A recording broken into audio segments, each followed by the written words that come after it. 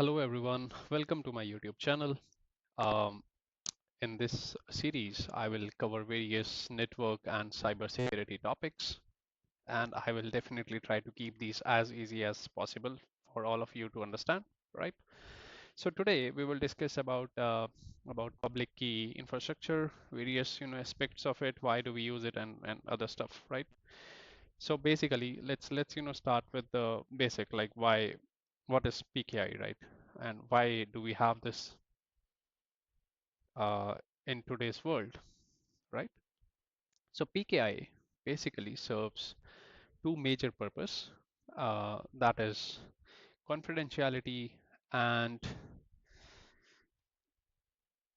confidentiality and integrity, basically, right? So although there are like three major aspects like CIA, right? Confidentiality, integrity, and availability. But here we will majorly talk about confidentiality and integrity. So what is confidentiality? This is something which makes sure that the data is only accessed by the authorized person, right? Someone who is authorized to access that can only get the data or read it or use it, right? That is what confidentiality is.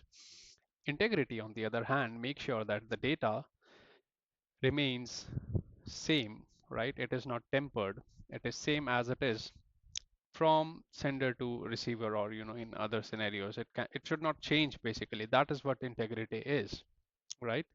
Now confidentiality can be achieved majorly through encrypting the data. On the other hand, integrity is achieved by hashing the data, right? We will discuss about both of them, what is encryption, what is hashing, and various types of these. But for now, just understand that confidentiality is encrypting the data, integrity is hashing the data. By encrypting the data, what do we mean is that this data will be changed to a unreadable form. It won't be in a plain text, right? No one can understand encrypted data what it says, right? So let's say if let's talk about it, in terms of what is a symmetric and asymmetric encryption, then it will be more clear. So first we have a symmetric encryption, right? Symmetric encryption contains a single key. Now, what is this key? Key is used to encrypt the data, right? This is the major element of encryption, uh, which changes or encrypts the data, right? Let's understand it with this example. We have a user A here. We have a user B. Let's call him user A, and then we have a user B, and they want to exchange their data. Now, this is a very confidential data, related to national security or other stuff, right? This is something which they do not want anyone else to read apart from them. So what they will do is they will exchange a key, a single key, a similar key, right? Before they actually exchange this data. Now, A will encrypt the data with this key, right? And it will share it to B, right? Now, once it reaches to B, B can decrypt the data with the same key, right? This is what encryption and decryption is. Once B decrypts the data, it will get the actual, actual data, what was required, right? The plain text data. Similarly, if B has to send the data to a new record to A, it will again encrypt it with this key and share it with A, and A will, decrypt it. That's what a symmetric key is. Looks good, everything was going good, but there's a problem now. Let's say we have a attacker in here, right?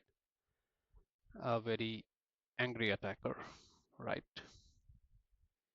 And the purpose of this attacker is to read, the actual data, what A and B are exchanging, right? That's what the major purpose is. Now, how he can, read this data, this encrypted data, is if he can, somehow get the access of this key, right?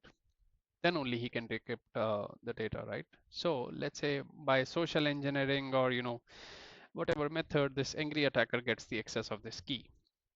Now when A sends data to B, he, acting as a man in the middle, decrypts the data, reads the necessary information, re-encrypts it. Obviously he's having the key, he can re-encrypt and share it with B, right? Now there is no point of, there's no way B can came to know that, this attacker actually has, intercepted or has got the access of this actual record, right? There are ways, we will discuss that, but for now, as a easy understanding, let's assume that B doesn't know that, the actual in A or B doesn't know that, there is someone sitting in between who is actually reading their data, right? This is the problem with the symmetric encryption. We have a single key which encrypts and decrypts the data, and if this single key somehow gets into the hands of a wrong person, a bad guy or any attacker, he can, start reading the data, right? So to overcome this, um, we came with a new concept called asymmetric encryption. Now, in asymmetric encryption, we have two things. We have a public key and we have a private key. A private key, right? So what is the use of this? Why do we have two keys now? What is the use of these two keys, right? The use is if a data is encrypted by a public key, it can only be decrypted by the private key, right? Now we have two keys. We don't have a single key, right? So if someone encrypts the data with this public key, he uh, the the data can only be decrypted with this private key, and vice versa. So if someone encrypts it with a private key, it can only be decrypted by the public key. Now coming back to the same example here, we have both A and B again trying to send the data, right? The crucial data between them. Now before sharing the data, what they have here now is A is having its private key, it's having its public key. Sorry, it should be the public key of A. B is having the private key, his own private key, and his own public key. So we have four keys now. A is private key, A is public key, B is private key, B is public key. One thing to remember is we never share a private key. In any situation, in any circumstance, as far as I know, we never share a private key. They will only exchange the public key. So A will send its own public key to B, and B will share its own public key to A, right? Now both of them have the keys now, okay?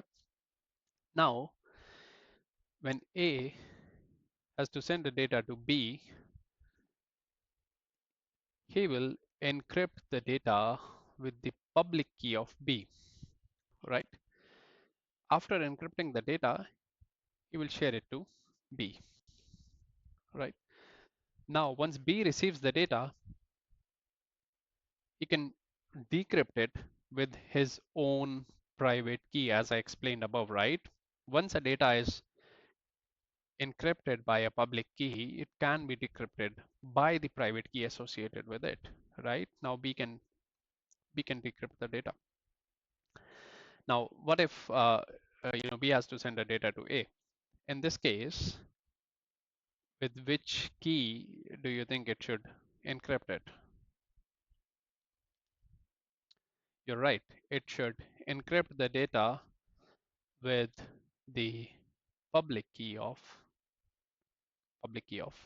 A, right? B is having the public key of A, right? It encrypts the data, shares the data with A. A will decrypt it with his own private key. Now this mitigates the, this overcomes the drawback of having a single key and, someone, any attacker doing a man in the middle here and, getting the hold of the key, because even if the attacker gets the public key of B, which it's fine. I mean, B can distribute his public key to everyone, right? There's no harm in that. Even if the attacker gets the hold of public key of B, it cannot decrypt this data. It that because the data can only be decrypted by the private key, then private key of B, right? Looks good, everyone was happy, but what if we have another problem here? What if this attacker, the angry attacker again, right? The bad guy, the angry attacker pretends to be B, right? So what he will do is, while they were initially exchanging the keys, they were sending the public key of B to A and, the public key of A to B. Once B was sending the public key, it gets the public key here, right?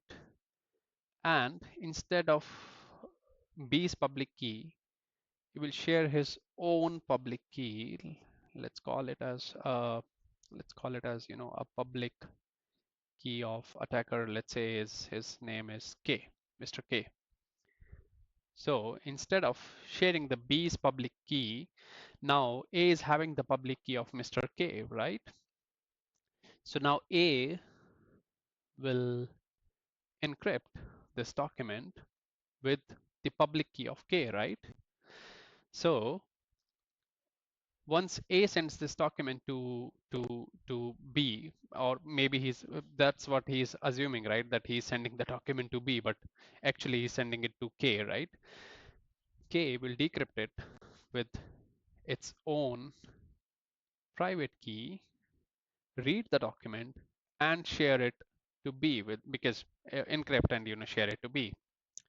Obviously, K is having the public key of B, and he can share it after reading or changing or whatever is the motive of this bad guy is, right? To So basically, what is happening here is it is lacking something called as authenticity, right? There is no way A can come to know that the key which A has received actually belongs to B, right? So this is another problem which we have now, that there is no way A to authenticate or confirm that this key which he has received actually belongs to B, right? Now to overcome that, we came up with a concept of uh, CAs, or digital certificates, and other those fancy stuff. But it's fine if you have understood till this point. I will try to make sure to ease out this CA part as well. We won't go into much deeper, we won't go into much details, but I will try to explain it as easy as possible with these examples, so that you will at least understand what CA is, why do we use a CA, and how it overcomes the previous problem of authenticity, right? So now we have a something called as a CA here. That's a certificate authority, right? And then we have the same two poor guy just trying to exchange their data, A and B, right? Now this time, what B will do is it will ask for a certificate, to CA to sign a certificate for him. Now, what is the purpose of this certificate is basically the certificate authority will create a hash of multiple things. I'll explain what hashing is, but just listen to this particular part. This is very important. There will be various things which the certificate authority will receive from B and impose it on the certificate. Like it can have a serial number, right? It can have B's public key of B, and a number of things. So what the certificate authority will do is it will create a hash of it. It will create a hash of all these things, right? And it will encrypt this with the certificate authority's private key. This process of creating the hash of this data and encrypting it with the private key of certificate authority is a digital signature. Now, the public key of certificate authority is distributed all over the world. All the browsers will have the public key of the known certificate authorities. So B's browser and A's browser will already have the certificate, the public, not the certificate, the public key of the certificate authority, right? What they will have the public key of certificate authority already. I mean, this is something which is present in all the browsers these days, right? So now, uh, the main motive of B is to share his public key to A, and for A it is to make sure that this is something which actually came from B, right? So this certificate which basically B has received, right? A will get this certificate during the TLS handshake, or whatever thing is. They basically, just to understand, just to make it easier, they will exchange this. B will exchange this certificate which it received, right? Now A is already having the public key of this certificate authority, right? So what A will do is, just a minute, guys. What A will do basically is, as A is having the public key of certificate authority, right? A can decrypt this, decrypt, A can decrypt this with the public key of certificate authority, right? And if it decrypts, that shows that this is something which actually belongs, which is this is something which is actually signed by the certificate, the known certificate authority, because then only it can decrypt it with the public key, right?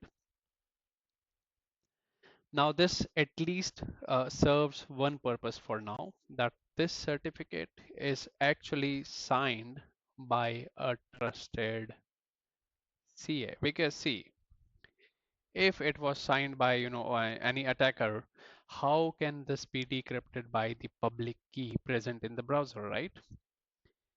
Only this public key can decrypt it because this is signed by the private key of the certificate authority, right? That is one of the major point to get it right. This proves that this is something which is signed by the by the trusted CA, and definitely it is sent by B, not an attacker, because this certificate, before giving the certificate to B, there are a number of checks which the certificate authority will perform to make sure that this is a genuine organization. There are a number of things before they actually provide a certificate. So this proves that the certificate which they have received is one trusted, is provided by a trusted CA and is actually belonging to B, right? From this, A can now get the public key of B. This won't be encrypted, right? The public key won't be encrypted. There is no need of encrypting the public key. Keep it as it is. This certificate was majorly to prove the authenticity, that this is something which is actually coming from B. Now A can happily encrypt the data with this public key of B and share it. Now, even if there was an attacker, here, let's make the attacker in the same fancy way as I was doing earlier. Even if there was an attacker here. First of all, there is no way he can get this certificate from a you know a certificate authority signed by a certificate authority pretending to be, right? Because certificate authority won't just provide a certificate to this attacker that okay, we trust that you are organization B. No, right? So you cannot pretend to be this user B here, right? And this majorly rolls out the drawback which we were having previously of A was unable to make sure that this key is actually belongs to B, right? So now A is pretty much sure that this is something which is coming from B, and he can encrypt and share the data here. So this was majorly about encryption and how it works and all. Considering this was my first video, the handwriting and everything was not good, but I will try to improve it in future. And if you have any questions related to what I have explained, feel free to update in the comment section. I will try to answer all of them. Again, I haven't gone much deeper on how these things work.